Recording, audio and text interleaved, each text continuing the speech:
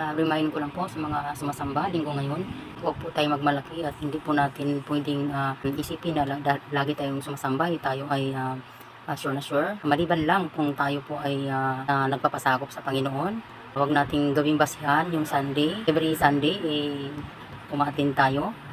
Hindi po yun ang basihan.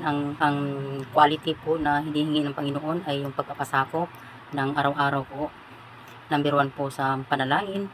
Ang mga Kristiyano, ang mga tunay na pinalaya ng Diyos mula sa kasalanan, ng kusang walang gana na nito ay ang pakikipagbuno at pakikipaglaban ay sa prayer po.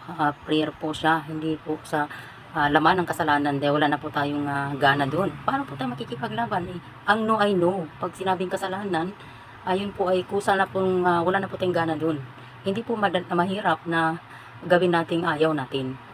O sabihin natin, ayaw natin yan kasi kasalanan yan. Hindi po tayo perfect, pero sa awat habag ng Diyos, ang tanging kasalanan ng mga tunay na Kristiyano, walang iba kundi yung pagkukulang po sa pakikipag-ugnayan sa Panginoon sa pamagitan ng panalangin. Yun lang po. Maraming salamat. God bless. Thank you.